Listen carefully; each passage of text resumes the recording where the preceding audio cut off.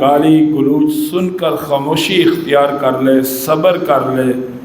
اور ان کا معاملہ اللہ کے حوالے کر دے، یہ مسلمان کی سب سے بڑی کامیابی ہے۔ بدلہ لینا، اگلے انسان کو برا بھلا کہہ دینا، یہ کہ گویا کہ تم نے اس کو ایک بہت بڑے نقصان سے اور بہت بڑی سزا سے بچا دیا۔ حضرت عائشہ رضی اللہ تعالیٰ عنہ ان کی چادر تھی اور وہ چور چوری کر کے لے گیا، تو حضرت عائشہ رضی اللہ تعالیٰ عنہ ان کو برا بھلا کہنے لگی، تو حضور صلی اللہ علیہ وسلم نے فرمایا کہ عائشہ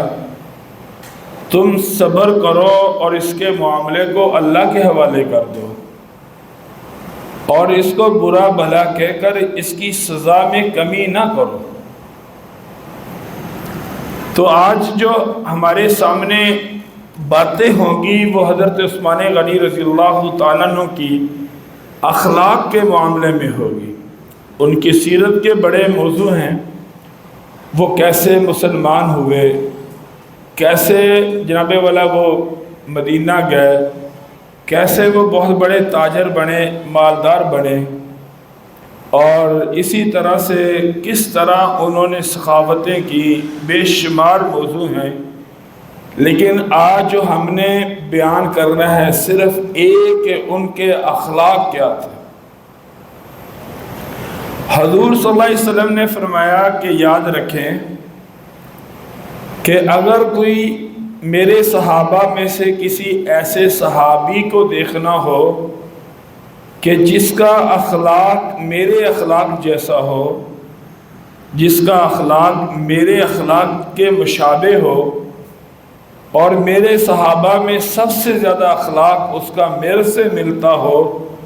فرمایا کہ وہ حضرت عثمان غنی رضی اللہ تعالیٰ عنہ کو دیکھ لو۔ حضور صلی اللہ علیہ وسلم کا اخلاق ایک ایسا اخلاق تھا کہ آپ صلی اللہ علیہ وسلم نے اپنی ذات پر ہونے والے اعتراضات کا کبھی جواب نہیں دیا تھا۔ اللہ دے دیتے تھے، یعنی انہوں نے آپ کو مجنون کہا، اللہ نے آپ کی قسمیں اٹھا کر کہا کہ آپ مجنون نہیں ہیں، نون والقلم وما یسطرون، اور آگے فرمایا کہ ما انت بنعمت ربک بمجنون۔ انہوں نے آپ کو جادوگر کہا، اللہ نے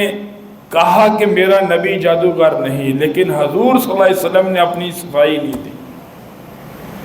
میرے نبی کی سیرت اور صورت سے ہمیں یہ سبق ملتا ہے کہ تمہارے ساتھ جیلسی کرنے والے لوگ، حسد کرنے والے لوگ، کینہ اور بغض رکھنے والے لوگ، ان کا علاج یہ ہے کہ ان کا ذکر چھوڑ دو، ان کو اپنی باتوں میں بھلا دو، ان کا تذکرہ تمہاری محفلوں میں نہ ہو، ان کا تذکرہ تمہاری سوچوں میں، تمہارے خیالوں میں نہ ہو، ان کو اپنی زندگی سے نکال دو، بس اتنا کافی ہے۔ اس کے علاوہ اللہ جانے، وہ جانے۔ اور اگر تم تھوڑی تھوڑی بات پہ اپنی مخالفین کو اپنی صفائی دو گے، جواب دو گے، گویا کہ یہ ایسا ہے جیسے کہ انسان دل و شکستہ ہو گیا۔ حضور صلی اللہ علیہ وسلم، یعنی آپ صلی اللہ علیہ وسلم پر جو اعتراض کیے انہوں نے، آپ نے اپنی ذات کی کبھی ان کو صفائی نہیں دی، اللہ نے دی۔ فرمایا کہ اپنے پاس سے قرآن لا کر بیان کرتا ہے، اللہ نے فرمایا کہ نہیں،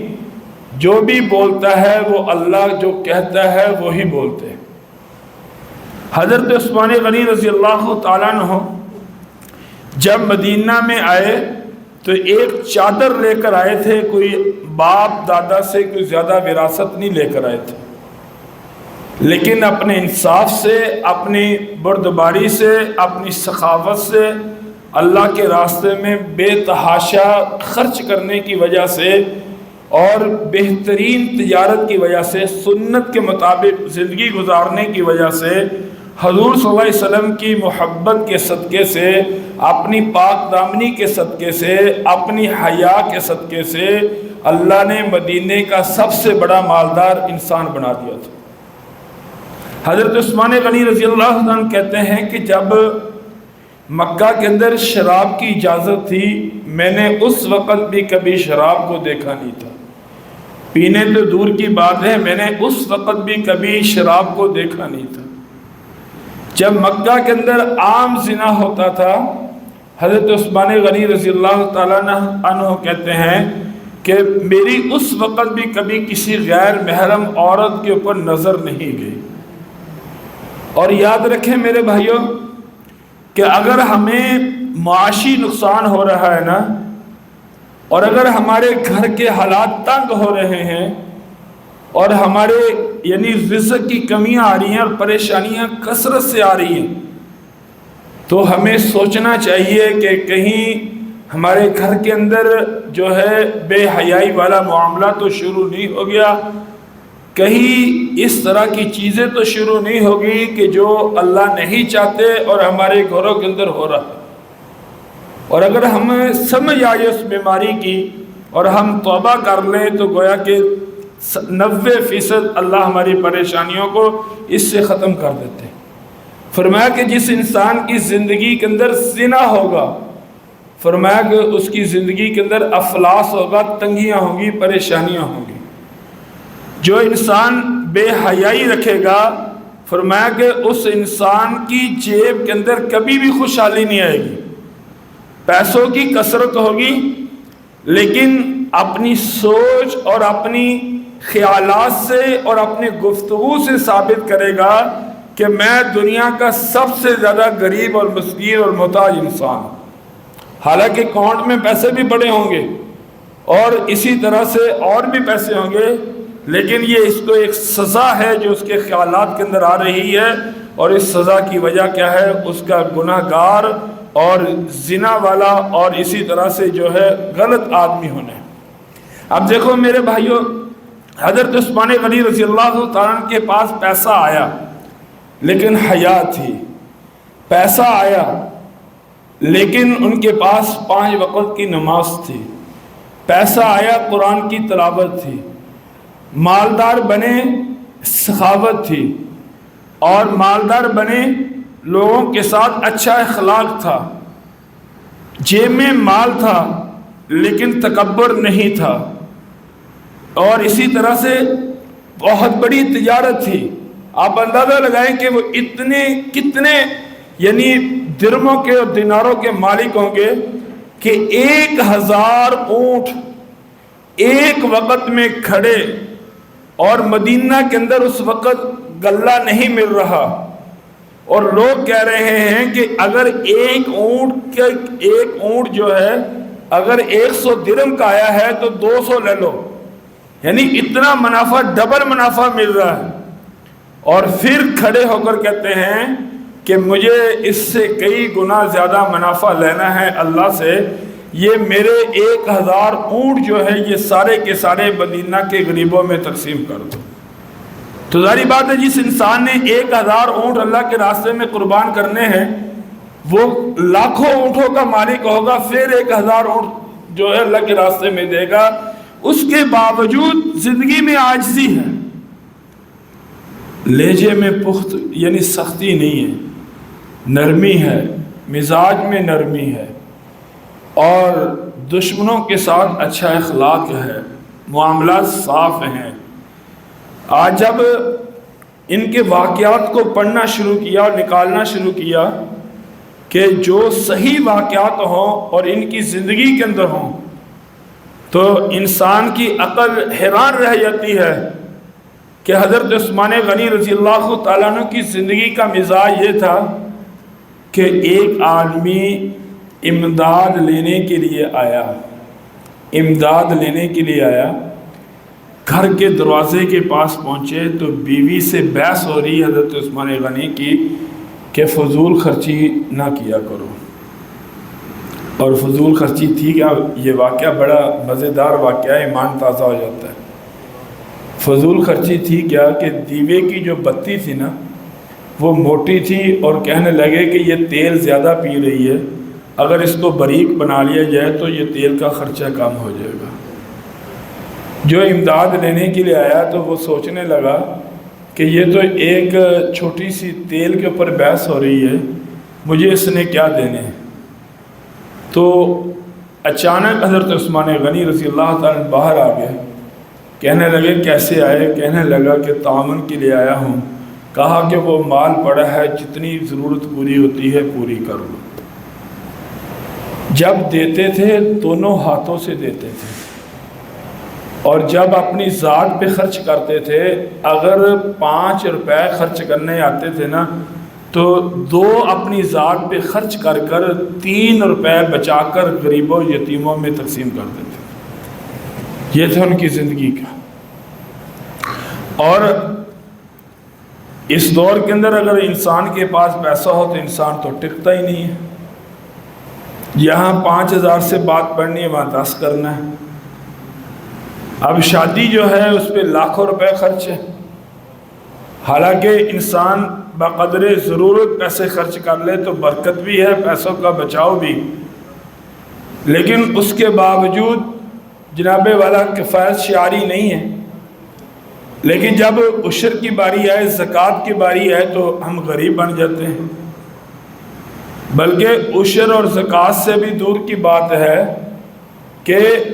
ایک انسان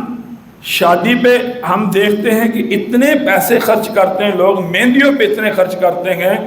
کہ وہ مہندیوں پہ پیسے خرچ کرنا وہ لاکھوں میں پہنچا دیتے ہیں، اور جب حق مہر کی باری آتی ہے باندھنے کی تو کہتے ہیں شرعی باندھ دو۔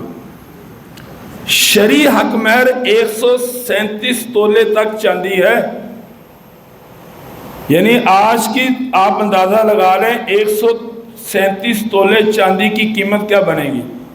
52.5 تولے چاندی کی قیمت جو ہے تقریباً 5.5 لاکھ ہے، اور آپ اندازہ لگائیں تقریباً 12-13 لاکھ تک شرعی حق مہر پہنچتا ہے۔ لیکن اگر ہم 20-25 ہزار پہ باندھ دیں تو ہمیں ایسے دیکھتے ہیں جیسے ابھی فیر لگنے لگنا،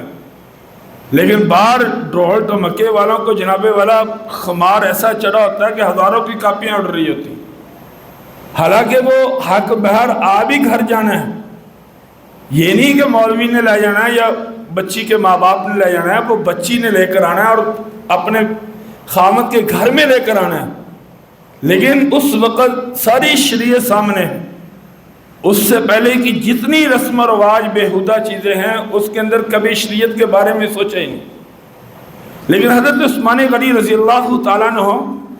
اپنی ذات کے بارے میں اتنا سوچ کر خرچ کرتے تھے کہ جتنا ہو سکے وہ کم سے کم خرچ کرتے تھے،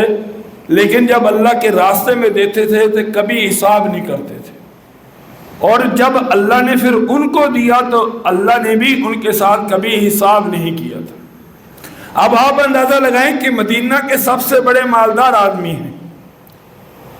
اور حضرت عثمان غنی رضی اللہ تعالیٰ عنہ نے اپنے ملازم کو بلایا، 5-10 آدمیوں کی محفل میں بلایا، کہنے لگے کہ ایک دن نہ تو نے کچھ غلطی کی تھی اور مجھے غصہ آیا، میں نے تیرا کان مروڑ کے نا، کان پکڑ کے اس طرح مروڑ دیا تھا، کان پکڑ کر ایسے مروڑ دیا میں نے، ایسے۔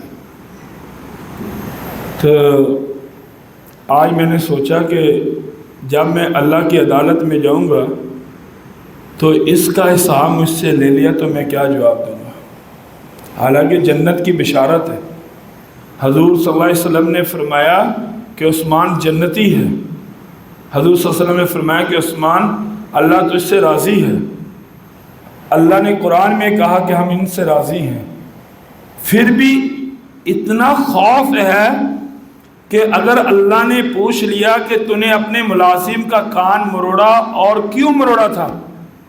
اس کا بدلہ دے، میں کیا بدلہ دوں گا؟ تو کہنے لگے کہ میں یہ چاہتا ہوں کہ جیسے میں نے تیرا کان مروڑا ہے نا ویسے ہی تو میرا کان مروڑ۔ اور مدینہ کے سب سے بڑے مالدار آدمی ہیں، ہم تو جناب والا کسی کو گالیاں نکال دیں تو دل میں نرمی نہیں ہوتی کہ اس سے معذرت کر لیں، یہاں تک کہ بعض ساس سسر ایسے ظالم ہوتے ہیں کہ وہ اپنی بہوؤں کا جینا حرام کر دیتے ہیں، لیکن کبھی دل میں نرمی نہیں آئی کہ ہم اپنی بہو سے جو زیادتی کی اور ظلم کیا، چلو ان سے معذرت کر لیں کہ بیٹا مجھے معاف کر دو۔ لے جی ہم بڑے، ہم کیسے معافی مانگ لیں؟ میرے نبی نے معافی مانگی، حضرت ابوبکر نے معافی مانگی، حضرت عمر نے مانگی، حضرت عثمان نے مانگی، کیا ہم ان سے بڑے ہیں؟ اور ہمیں تعلیم دی ہے کہ اللہ کے معاملے میں کوئی کسی سے بڑا نہیں ہے۔ حضرت عثمان غنی رضی اللہ عنہ کو ان کا ملازم کہنے لگا کہ میں یہ کام نہیں کر سکتا، کہا کہ دیکھے جب تک تو کرے گا نہیں مجھے سکون نہیں آئے گا۔ سارے لوگوں کے سامنے اس ملازم نے حضرت عثمان کے کان کو پکڑا اور مروڑا، پھر حضرت عثمان رضی اللہ عنہ کو سکون آیا، کہا کہ اب بدلے کا بدلہ ہو گیا ہے، اب مجھے کوئی ٹینشن نہیں ہے۔ اس لیے میرے بھائیوں، اپنی زندگی کے اندر یہ بات یاد رکھیں کہ ہمارے اوپر اللہ ہے، اس دنیا میں اچھا کریں گے اس کا بھی حساب ہوگا، اور اگر برا کریں گے تو اس کا بھی حساب ہوگا۔ اچھا ہوگا تو اللہ کی رضا ملے گی، اور اگر ظالم بنیں گے، ظلم کریں گے، زیادتی کریں گے تو یاد رکھیں پھر اللہ بھی کبھی معاف کرنے والے نہیں۔ حضرت عثمان غنی رضی اللہ تعالیٰ عنہ مسجد نبوی میں نماز پڑھانے کے لیے جا رہے ہیں۔ ایک جو ہے آدمی تلوار لے کر مسجد نبوی کے دروازے کے آگے کھڑے، چھپ کے کھڑا ہے کہ جب آگے مسجد نبوی میں داخل ہوں گے پیچھے سے وار کر کے جو ہے شہید کر دوں گا۔ حضرت عثمان غنی رضی اللہ تعالیٰ نے دروازہ کھولا تو اس نے تلوار کا وار کیا، حضرت عثمان نے تلوار پکڑ لی۔ ظاہری بات ہے وہ مجاہد بھی تھے، صوفی تو نہیں تھے، لڑنے کے ماہر تھے وہ لوگ۔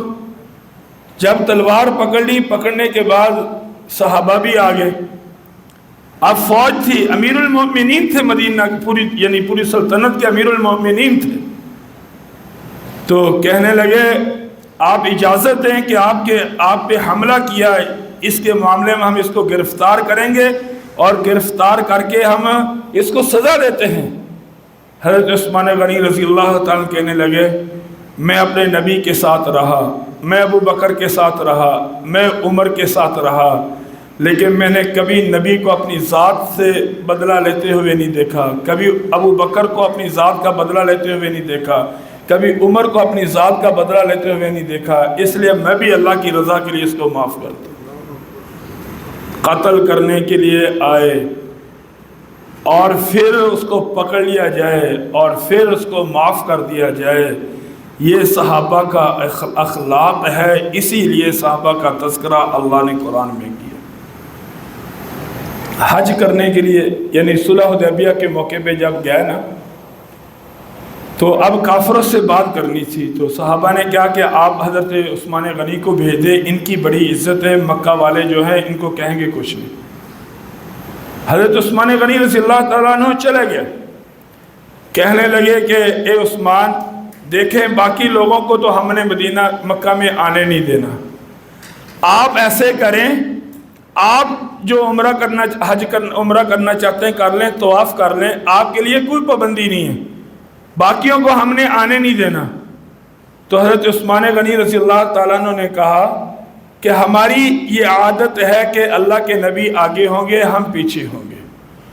حضور کی مرضی کے بغیر ہم کوئی کام نہیں کر سکتے، حضور کی سنت کے بغیر ہم کوئی کام نہیں کر سکتے،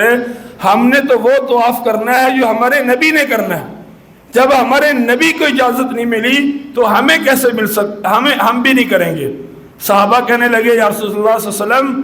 کہ عثمان نے تو طواف کر لیا ہوگا خانہ کعبہ کا۔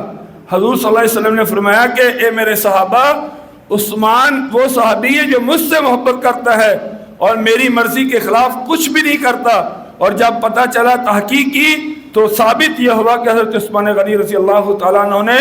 کوئی طواف نہیں کیا، کہا کہ پہلے اللہ کے نبی کریں گے اور بعد میں عثمان طواف کرے گا۔ یہ ہے میرے بھائیوں، اور یاد رکھیں کہ جب تک حضور سے محبت ہوگی، حضور کے طریقے ہماری زندگیوں میں ہوں گے، حضور کی سنت ہماری زندگی میں ہوگی، تو یاد رکھیں میرے بھائیوں، زندگی میں سکون ہوگا، کبھی پریشانی نہیں آئے گی، بیماریوں میں بھی سکون ہوگا، غریبی میں بھی سکون ہوگا، اور جناب والا کچے گھر کے اندر بھی سکون ہوگا۔ لیکن جب ہماری زندگی میں سنت نہیں ہوگی تو یاد رکھیں نہ جیب میں پیسے بھی ہوں گے، مالداری بھی ہوگی، لیکن زندگی کے اندر سکون نہیں ہوگا۔ حضرت عثمان غنی رضی اللہ تعالیٰ عنہ کا محاصرہ کر لیا دشمنوں نے، 40 دن تک مدینے کے اندر مسجد نبوی کے قریب چاروں طرف سے محاصرہ کیے رکھا، نہ پانی پینے دیا، نہ گھر کے اندر کوئی چیز جانے دی، اور محاصرہ اتنا سخت کیا کہ چاروں طرف سے جناب والا انہوں نے کسی ایک گھونٹ پانی کا گھر کے اندر جانے نہیں دیا۔ اور حضرت علی رضی اللہ تعالیٰ عنہ آئے، کہنے لگے کہ آپ حکم کریں، یہ چند لوگ ہیں، ان کا 1 منٹ کے اندر کام تمام کر دیں گے۔ سوچیں میرے بھائیوں، صحابہ کی زندگی پڑھیں، ایمان بنتا ہے، صحابہ کی زندگی پڑھیں، اخلاق آتا ہے، صحابہ کی زندگی پڑھیں، دیانتداری آتی ہے، صحابہ کی زندگی پڑھیں، بردباری آتی ہے، صحابہ کی زندگی پڑھ کر دل کرتا ہے کہ یار ایسی زندگی گزاریں، کیا فائدہ رکھا ہے لڑائیوں کے اندر، فسادوں کے اندر، لوگوں کے ساتھ بخیلی کے اندر، حسد کے اندر، لوگوں کی باتیں کرنے کے اندر،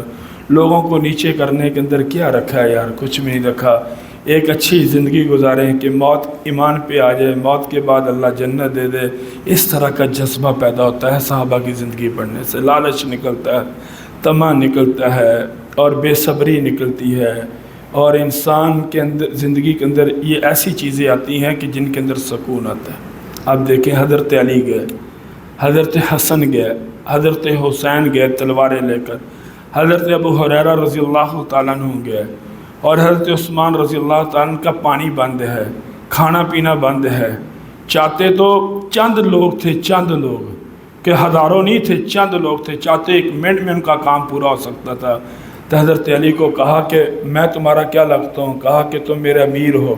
کہا کہ کیا آیا ہے؟ اللہ کے نبی نے فرمایا کہ امیر کی اطاعت کرو۔ فرمایا کہ سارے صحابہ اپنے گھروں میں چلے جاؤ، میں نہیں چاہتا کہ میری وجہ سے کسی مسلمان کی دل شکنی ہو۔ دشمن کھڑے ہیں، میری وجہ سے مسلمانوں میں خون خرابہ ہو، میں نہیں چاہتا۔ میری وجہ سے مسجد نبوی میں فساد ہو، میں نہیں چاہتا۔ میری وجہ سے مدینے کا ماحول خراب ہو، میں نہیں چاہتا۔ اے علی، میں تمہیں خدا کا واسطہ دیتا ہوں، اے حسن حسین، میں تمہیں خدا کا واسطہ دیتا ہوں، میرے گھر سے دور چلے جاؤ۔ ابو ہریرہ میرے گھر سے دور چلے جاؤ، عبداللہ بن عمر میرے گھر سے دور چلے جاؤ، میں جانوں اور میرے دشمن جانیں۔ 40 دن گھر کے اندر نمازیں پڑھی، 40 دن میرے بھائیوں قرآن کی تلاوت کی، 40 دن اللہ کو راضی کیا، 40 دن نفل پڑھے، 40 دن روزے رکھے، لیکن اپنے گھر کی چھت پہ چڑھ کر کہتے تھے کہ اے دشمنوں،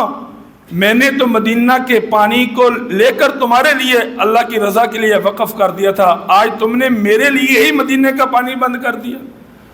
حضرت عثمان غنی اپنے گھر کی چھت پہ چڑھ کر کہتے تھے کہ بدبختوں، مسجد نبوی کی جتنی جگہ خریدی گئی میرے پیسوں سے خریدی گئی ہے، آج تم نے میرے لیے مسجد نبوی کے راستے بند کر دیے۔ اور یہ سمجھاتے تھے کہ بچ جاؤ، نہ کرو، لیکن ان کے اوپر شیطان ایسا مسلط تھا کہ 40 دنوں کے بعد حضرت عثمان غنی کی 4 دیواری کے اندر داخل ہوئے۔ حضرت عثمان غنی رضی اللہ تعالیٰ قرآن کی تلاوت کر رہے ہیں، قرآن پاک کی ایک آیت تھی فَسَيَكْفِيكَهُمُ اللَّهُ، اس کا ترجمہ یہ ہے کہ نبی اگر کوئی تمہیں تنگ کرے ان کو چھوڑ دو، وہ جانے تو اللہ جانے، تمہارے لیے اللہ کافی ہو جائے گا۔ کیسی پیاری آیت! حضرت عثمان غنی یہ پڑھ رہے تھے، دشمن نے جا کر تلوار کا وار کیا اور خون اس کے اوپر گرا،